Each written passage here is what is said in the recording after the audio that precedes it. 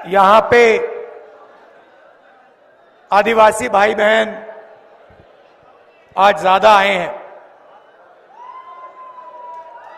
तो थोड़ी सी मैं आपकी बात करना चाहता हूं।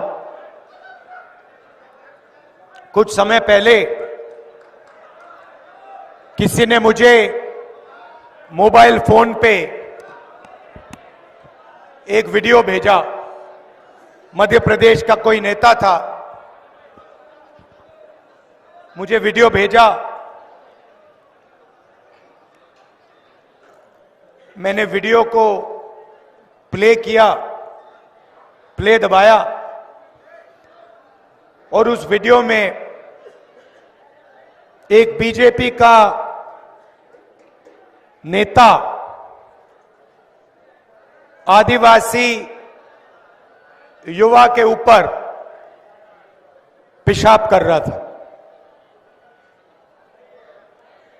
और मैंने सोचा ये कैसी सोच है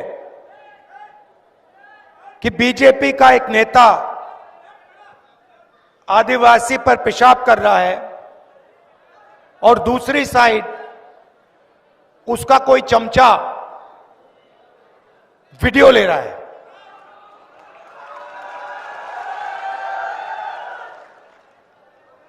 और वो वीडियो सिर्फ मध्य प्रदेश में नहीं, पूरे देश में वायरल हुआ। शायद वो देश के बाहर भी गया होगा।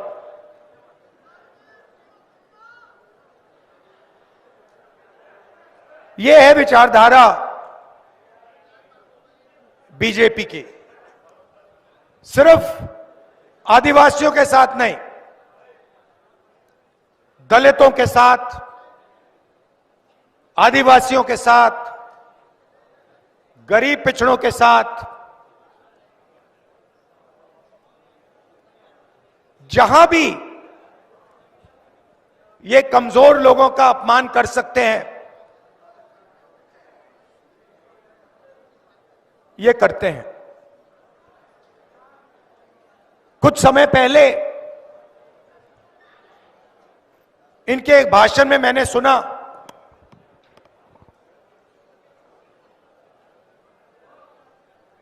आदिवासियों को इन्होंने वनवासी कहना शुरू कर दिया। अब पता नहीं आप में से आप यहां युवा बैठे हैं, आप शायद कहो भाई इन दो शब्दों में क्या फर्क है, आदिवासी में और वनवासी में क्या बड़ा फर्क है। आदिवासी का मतलब वो व्यक्ति जो इस जमीन का सबसे पहला मालिक था।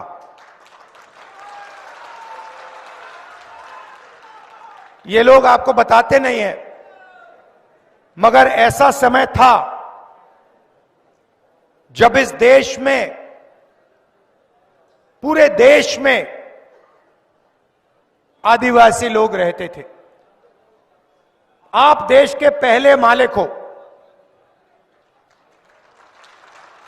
और ये आपको आदिवासी नहीं कहना चाहते, क्योंकि अगर ये आपको आदिवासी कहेंगे तो इन्हें आपको जंगल, जल और जमीन का हक देना पड़ेगा। क्योंकि आप कहोगे मोदी जी, शिवराज जी, हम आदिवासी हैं। आदिवासी शब्द का मतलब है कि हम हिंदुस्तान के सबसे पहले मालिक हैं। ये जल, ये जंगल, ये जमीन हमारी थी और आज आपको जल, जमीन और जंगल का अधिकार हमें देना पड़ेगा। वनवासी का मतलब वो लोग जो जंगल में रहते हैं।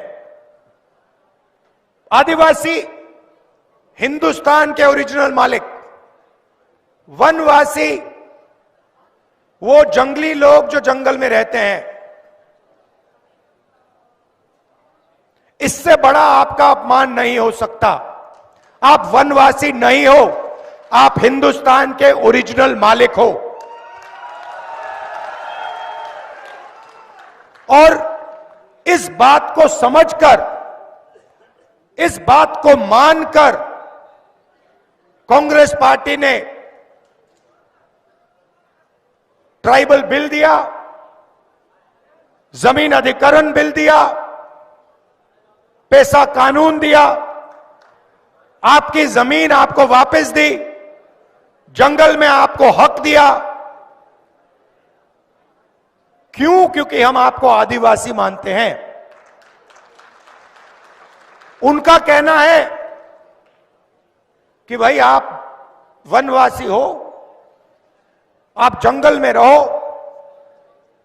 आपको ना हम जंगल का हक देंगे, ना जल देंगे, ना जमीन देंगे, और आस्ते आस्ते आपसे जंगल भी छीनते जाएंगे। और फिर एक दिन आएगा जब हिंदुस्तान में आपको जंगल नहीं दिखेगा, फिर वो आपसे कहेंगे भैया आप वनवासी हो मगर वन तो है ही नहीं, खत्म हो गया, तो जाओ मजदूरी करो, भीख मांगो, भूखे मरो। ये इन दो शब्दों के बीच में फर्क है। अब आपकी आबादी हिंदुस्तान में तकरीबन 8% है।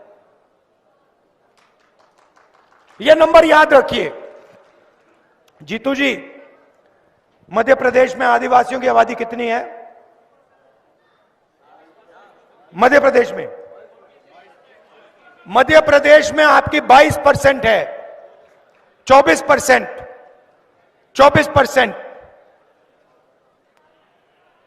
और हिंदुस्तान में आपकी आबादी 8% है।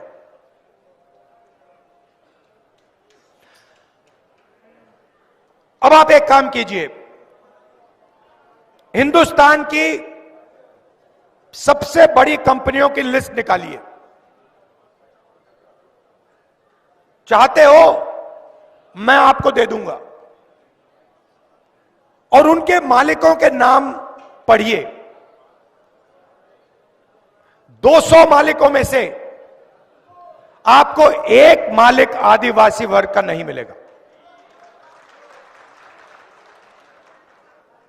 फिर मीडिया के मालिकों की लिस्ट निकालिए। ये बड़े बड़े जो एंकर हैं इनकी लिस्ट निकालिए। उस लिस्ट में आपको एक आदिवासी नाम नहीं मिलने वाला है। सही बोल रहा हूं, झूठ बोल रहा हूं? सही बोल रहा हूं ना? हिंदुस्तान की सरकार को 90 लोग चलाते हैं, आईएएस अफसर हैं,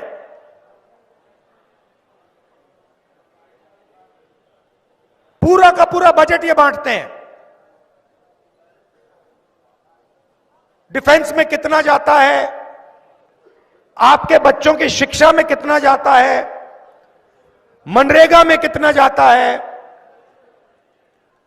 स्वास्थ्य में कितना जाता है, ये 90 लोग डिसाइड करते हैं। बड़े बड़े ऑफिसों में बैठते हैं, दिल्ली में मंत्रिमंडलों में बैठते हैं, और आपका पैसा, जीएसटी का पैसा जो आप देते हो,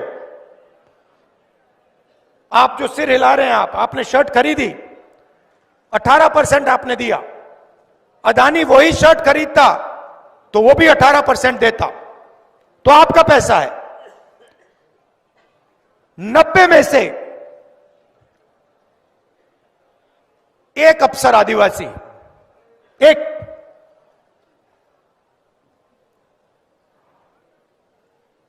और अगर हिंदुस्तान की सरकार 100 रुपए खर्च करती है बजट में,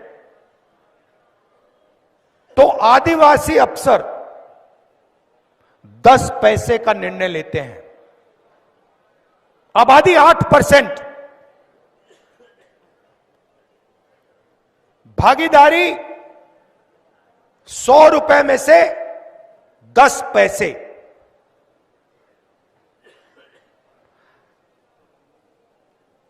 आपके बच्चे स्कूल यूनिवर्सिटी में जाते हैं,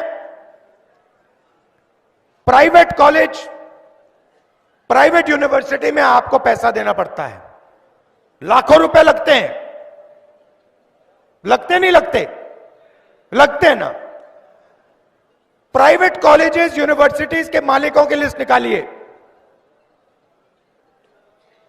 उसमें आपको एक आदिवासी नहीं मिलेगा। चोट लगती है, प्राइवेट अस्पताल में जाते हैं, लाखों रुपए चले जाते हैं। सरकार उनको जमीन देती है, प्राइवेट अस्पतालों को फ्री में। किसकी जमीन? आपकी जमीन। प्राइवेट अस्पतालों की लिस्ट निकालो, उसमें आपको एक आदिवासी नहीं मिलेगा, एक मालिक नहीं मिलेगा।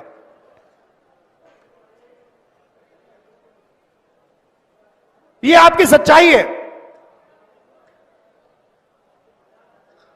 इसमें आप अकेले नहीं हो।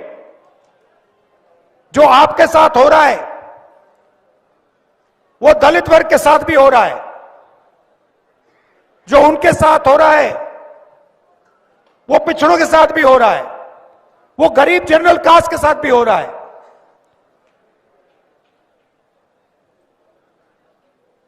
1-2% लोग हैं जिन्होंने पूरे हिंदुस्तान का कब्जा कर लिया है। अदानी जी यहां आपकी जमीन छीनते हैं, हिमाचल में सेब का बिजनेस करते हैं, मुंबई का एयरपोर्ट चलाते हैं, हिंदुस्तान के सारे पोर्ट्स उनके हाथ में, माइनिंग करते हैं, फूड स्टोरेज का बिजनेस करते हैं, सारा का सारा वही करते हैं। और आप देखते ही रह जाते हो। आप स्कूल कॉलेज का पैसा देते हो, रोजगार मिलने का टाइम आता है, आपसे कहते भैया रोजगार तो है ही नहीं, आपको रोजगार नहीं मिलेगा। आपको सर्टिफिकेट मिल गया, 5 लाख रुपए आपने प्राइवेट यूनिवर्सिटी कॉलेज को दे दी, मगर रोजगार आपको हिंदुस्तान में नहीं मिलेगा। क्यों? क्योंकि सारे छोटे बिजनेसेस को नरेंद्र मोदी ने बंद कर दिया, नोटबंदी की, जीएसटी की, और सारे के सारे छोटे जो व्यापारी हैं, स्मॉल मीडियम बिजनेस, वो बंद हो गए।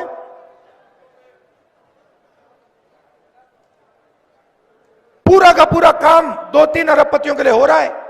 आपकी जमीन भी वो ले जाते हैं, पानी भी वो ले जाते हैं, जंगल भी उठा के ले जाते हैं।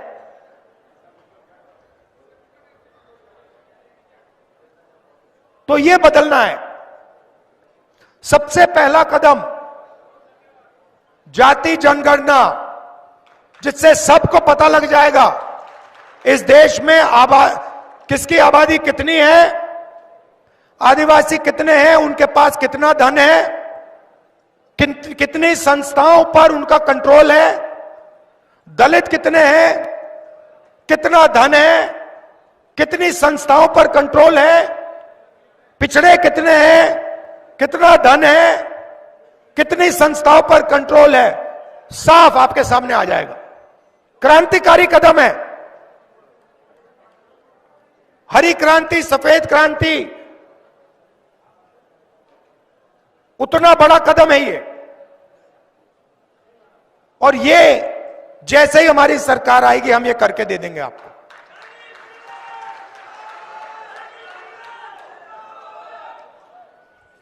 तो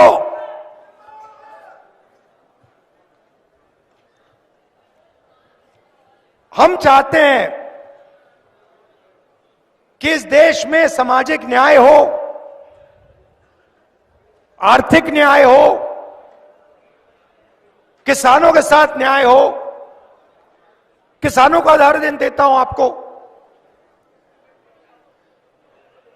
हरियाणा पंजाब के किसान दिल्ली की ओर चल रहे हैं। उन्होंने सिर्फ एक चीज मांगी है, एमएसपी चाहते हैं, मिनिमम सपोर्ट प्राइस। बीजेपी की सरकार कहती है हम आपको एमएसपी नहीं देंगे। 100 अरबपतियों का उन्होंने 16 लाख करोड़ रुपया माफ किया। मतलब 24 साल मनरेगा का पैसा उन्होंने 100 लोगों का माफ कर दिया। और किसानों का कर्जा माफ नहीं कर सकते, किसानों को एमएसपी नहीं दे सकते। हमारी सरकार आएगी दिल्ली में, पहला काम जाति जनगणना, दूसरा काम किसानों को एमएसपी की लीगल गारंटी, कानून बना देंगे कि इससे कम पैसे के लिए उनको मिनिमम इतना पैसा मिलेगा, कानून बना देंगे उठाकर।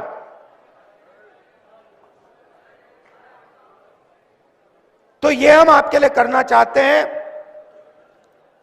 मैं आपको सिर्फ यहां कहने आया हूं कि आप हमारा समर्थन करते हो, आप हमारे साथ खड़े होते हो, हम आपके साथ खड़े हैं। जो भी आप हमसे चाहते हैं हम करने को तैयार हैं। जल, जंगल और जमीन की लड़ाई हमारी लड़ाई है, आपकी लड़ाई है। एक साथ हम ये लड़ाई लड़ेंगे और इस लड़ाई को जीतेंगे और आपका जो हक है वो आपको दिलवाएंगे। आप अगर फेसबुक पर देख रहे हैं तो फॉलो कर लें हमारा पेज, और अगर आप यूट्यूब चैनल देख रहे हैं हमारा, सब्सक्राइब कर लें और बेल आइकन दबाना हरगिज़ ना भूलें। धन्यवाद, शुक्रिया।